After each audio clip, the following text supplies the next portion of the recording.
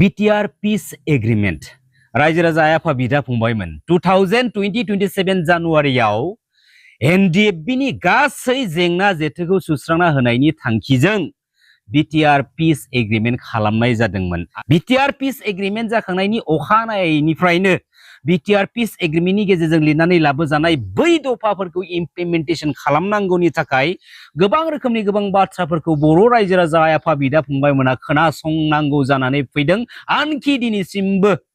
खोनागासिनो दङ। BTR Peace Agreement जाखांनायनि उनावहाय BTR Peace Agreement-नि गेजेरजों BTC-नि CEM-नि चेयाराव जिरायनो खाबु मोननाय मानगोनां प्रमद बर' बिथाङाबो बुंदोंमोन BTR Peace Agreement-नि दफाफोरखौ थिनानै दोननाय समनि गेजेराव मावफुंनानै होआब्ला आसाम स्टेटनि सोरबा केबिनेट मिनिस्टारनि न'नि लांगोनायाव थांनानै सुइसाइड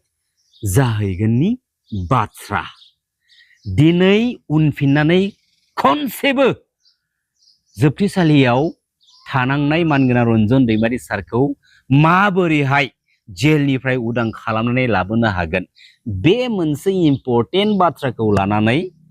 थांखि लानानै गोख्रोङै स्टेट गभर्नमेन्ट आरो सेन्ट्रेल गभर्नमेन्टखौ डिमान्ड खालामनाय जों नुनो मोनदिया। नाथाय जों नुनो मोनदों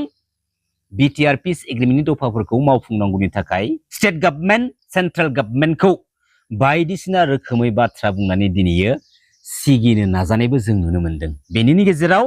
BTR Peace Agreement-नि दफाफोरखौ स्टेट आरो सेन्ट्रेल गभर्नमेन्टआ मावफुंनानै होआब्ला बर' माहारियारि आफाद दुलाराय बर' फरायसा आफादजों दैदेनजानाय गोथार गणतान्त्रिक लामानि सेपारेट स्टेट बड'लेण्ड मुभमेन्टखौ बोखांनानै लाफिननाय जागोन। आनखि बेखौनो बुजायदों, थारमाने BTR Peace Agreement-नि दफाखौ मावफुङोब्ला बर' माहारियारि आफाद दुलाराय बर' फरायसा आफादजों दैदेनजानाय गोथार गणतान्त्रिक लामानि सेपारेट स्टेट बड'लेण्ड मुभमेन्टआ खालामजाफिनला। जुदि BTR-नि दफाखौ इमप्लिमेन्टेसन खालामनानै होआब्लासो सोमावसारफिननायनि बाथ्रा। बेराफारसेथिं 125th एमेन्डमेन्ट बिलखौ लानानै गोदानै गोबां रोखोमनि गोबां बाथ्रा बुंफिननाय जों नुनो मोनदों। नाथाय मानगोनां रायजो राजा नोंथांमोना गोसोआव दंना, थांनाय 2025 BTC बिसायख'थिनि गेजेरजों जेब्ला BPF पार्टिया गासै मोन 28टा सिट्स देरहासार खालामनानै BTC काउन्सिल गभर्नमेन्टखौ दाबाय, दाखांनायनि उनावहाय इन्टारिम गभर्नमेन्टनि गेजेरजों 125th एमेन्डमेन्ट बिलखौ पास खालामनायनि गेजेरजों मानगोनां रन्जन दैमारि सारखौ जेलनिफ्राय उदां खालामनानै BTC-नि चिफ खालामगोन होननानै NDFB-नि सोर दैदेनगिरिया बुंदोंमोन। मानगोनां रायजो राजा नोंथांमोन गोसोआव दंना, दिनै बर' हारिनि सोर सोर लिडार्स दैदेनगिरिफ्रा मानगोनां रन्जन दैमारिनि बाथ्रा बुङै बुङै गावबा गावनि पलिटिकेल क्रेडिटखौ लाबोगासिनो दङ। बर' रायजो राजा आफा बिदा फंबायमोनखौ थगायनानै गावबा गावनि पलिटिकेल क्रेडिट लानो थांनाया बेसेबां गनायथाव मानगोनां रायजो राजा आफा बिदा फंबायमोन। दिनै जों बर' हारिनि माखासे लिडार्स दैदेनगिरिफोरा ओरैबायदि एक्टिं देखायो, बिसोरनि एक्टिंखौ नुयोब्ला नैबे माखासे बाथ्राखौ जों हमदांनो हायो, जेन गावसोर जोनोमनिफ्रायनो लिडार महरै लिडार जाखानानै जोनोम जाना फैखानाय बायदि। नाथाय उनफिननानै खेबसेबो नायहरफिनदिया बिसोरो जे बुहुमनि साफ्रोमबो बर' फिसाफोरनि थुलुंगानाय हेफाजाब बिहोमा मोननानैसो दि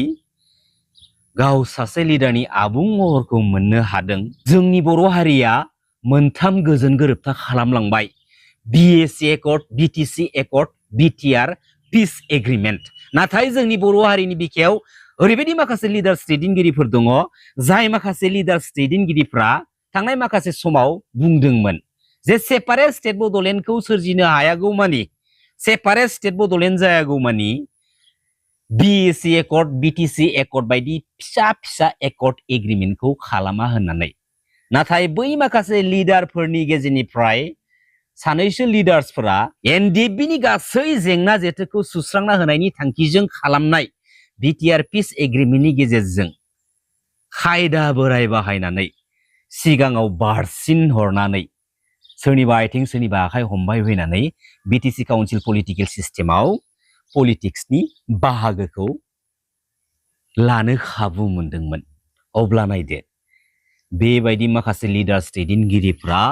बेराफारसेथिं बै गारबोनाय समाव बुहुमनि साफ्रोमबो बर' रायजो राजा आफा बिदा फंबायमोननो बेसेबांबा गेदेर गेदेर हारि सेन्टिमेन्टेल बाथ्रा बुंनानै फोथायहोदोंमोन गोसोआव लाहोदोंमोन नाथाय बै माखासे लिडार्सफोरानो दिनै गावसोरनि बाहागोनि थफ्ला मोननाय लोगो लोगोनो बै थफ्लाखौ लानानै दिनै गावबा गावनि लाइफखौ लाक्जारि लाइफ स्टाइलाव दिनै थांनानै दंगासिनो दङ फिन बै लिडार्सफोरा गावसोरनि मोननांगौ मोन्थायखौ गावसोरनि बाहागोखौ मोना जायोब्ला आरोबाव बै रायजो राजा आइ आफा बिदा फंबायमोननि सिगाङाव गसंनानै नंखायैखौनो नंगौ बायदि फोरमायनानै गावबा गावनि बाहागोनि सुबिदाखौ लानो नाजानाय खेबबेसे हागोन खेबसे खेबनै हाजार बारथ' हाया नङा होमब्ला जेरैबायदि रायजो राजाफोरखौ थगायदों बेबायदि थगायनायनि साजाखौ सानसे मोनखागोन मोनदोंबो बै माखासे लिडार्स दैदेनगिरिफ्रा थांनाय 2025 बिटिसि बिसायख'थिनि गेजेरजों पलिटिकेलि सौथुदों आरो जोंनि बे बिटिसि काउन्सिल पलिटिकेल सिस्टेमाव बर'नि गोबां माखासे पलिटिकेल लिडारफोरनि पलिटिकेल केरियारा डिस्ट्रय जानो थांगासिनो दङ अलरेडि माखासे लिडार्सफोरा डिस्ट्रय जाखाबाय आरो मोस्ट इम्परटेन्ट जोंनि बर' हारिनि बिखायाव गासैबो बिथिंखौ नोजोरथि लाखिनानै जेसेबांखिनि स्टेन्डिं बर' लिडार्स दैदेनगिरिफोर दङ 80% बर' लिडार्स दैदेनगिरिफोरखौ चेन्ज खालामनांगौनि सम जानानै फैदों मानगोनां रायजो राजा आइ आफा बिदा फंबायमोन आरो बर'नि माखासे ओरैबायदि लिडार्स दैदेनगिरिफोर दङ जाय लिडार्स दैदेनगिरिफ्रा जोंनि बर' माहारिनि थाखायनो थैथां आन्दोलन खालामबोनाय बुहुमनि बर' फिसाफोरखौनो हारि सेन्टिमेन्टेल बाथ्रा बुंनानै फोजाखांबोनो नाजाबोनाय बै लिडार्स दैदेनगिरिफ्रा माखासे पलिटिकेल मुलाम्फा मोननाय लोगो लोगोनो गावनि पलिटिकेल केरियारखौ गावनि पलिटिकेल प्लेटफर्मखौ लाइफ टाइम स्टेन्ड खालामनानै लाखिबाय थानो थाखाय गुन्दा फिसिलायनानै बिसायख'थि समावहाय गावजों गावनि गेजेरावनो एना एनि खालामनो बिथोन हरनाय एना एनि खालामनाय गारि बुख्रुबनाय सोरखौबा न'आव थांनानै धमकी होनो होनाय बियो सोलिनाय नङा मिथिबाय लोरबां आखुनि लोरबां गोसोनि लिडार्स दैदेनगिरिफ्रा जोंनि बर' माहारिनि सिस्टेमाव जेसेबां दिन थानानै बर' माहारिनि सिस्टेमखौ दैदेनलांनो बर' माहारिनि सिस्टेमखौ फोसाबनो थाखाय बिबुंथि लाखिनो सुजुग आरो सुबिदा मोनलांबाय थागोन अब्ला समसिमहालागै जोंनि बर' माहारिनि साफ्रोमबो बर' फिसाफोरा बायदिसिना समनि फाखनाव गुबुंले बारहावाजों मोगा मोगि जानो गोनां जानानै फैगोन बेराफारसेथिं मोस्ट इम्परटेन्टलि जेब्ला मोनसे माहारिनि माहारियारि आफादफोरनि गोख्रों गोख्रों दैदेनगिरिफोरा सोरबा पलिटिकेल लिडारनि माबेबा मोनसे पलिटिकेल पार्टिनि येस मेन जानानै सामसागिरि जानानै पलिटिक्सनि खामानियाव इनभल्भ सोमोन्दो लाखिनानै आन्दो आन्दो सिरि सिरि सिखावै खामानि मावो बै लिडार्स दैदेनगिरिफोरनि थाखायबो जोंनि बर' माहारिनि बिखायाव गुबुंले थासारिया सोमजियो जेराव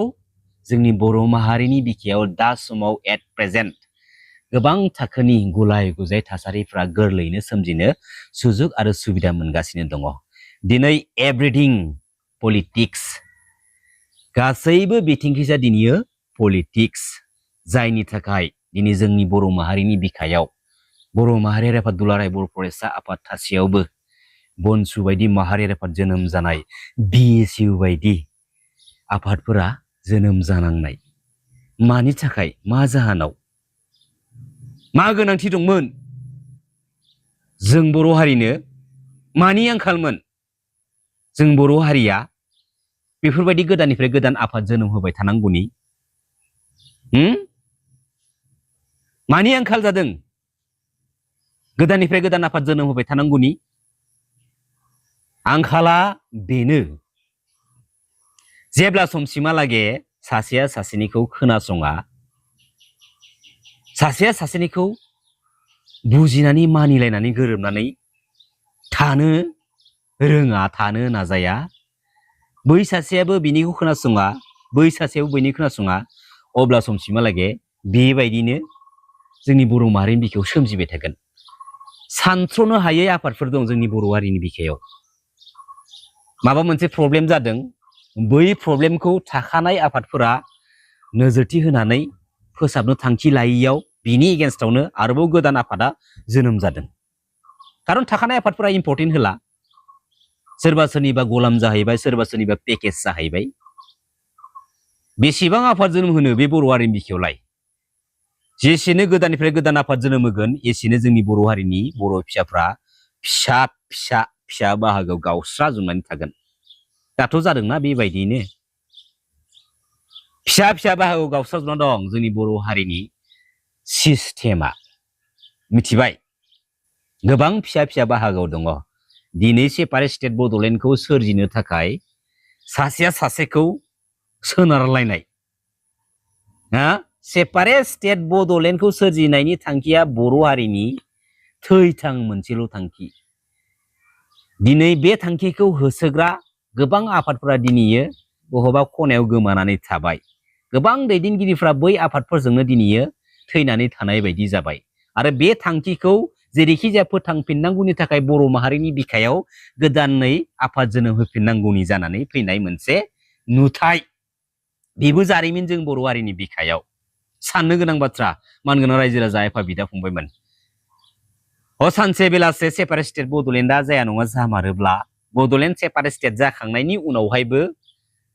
जोंनि बर' हारिनि बिखायाव गोबां थाखोनि गुलाय गुजाया सोमजिबावगोन मानि थाखाय बाहागोखौ मोननो सेख'लायगोन सासेया सासेखौ सोनारलायनानै गोबां रोखोमनि गोबां दाङाबाजि सोमजिगोन बेबायदिनो सेपारेट स्टेट बड'लेण्ड जाखांनायनि उनावहायबो जोंनि बर' हारिनि गेजेराव बेफोरबायदि मोजाङै दिदोमथि महरै मोनसे मोजां थासारिया सोमजिनाय नंला बायदिसो नुहुरो आरो दा समनि थासारिखौ नोजोरथि बोनानै जों जुदि बाथ्रा बुंनो थाङोब्ला बेफोरबायदि आलाय सिलाय सेरखाय बेरखाय सासेया सासेजों खाब जायै महराव गावबागाव स्टाइलजों आद्रा जानानै थानाय जा सिमां जा थांखि जोंनि बर' हारिनि बे थांखिखौ होसो हैबाय थायोब्ला साक्सेसफुल जानाय नङा सिदा बाथ्रा थोंजों बाथ्राखा बर' माहारिनि आद्रा जानानै थानाय सिमां थांखिखौ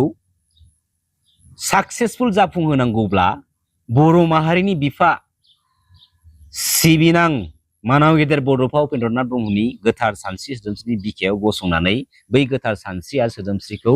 जोङो मानिनानै बै लामायाव स्टेन्ड जानानै बै थांखिखौ होसोनो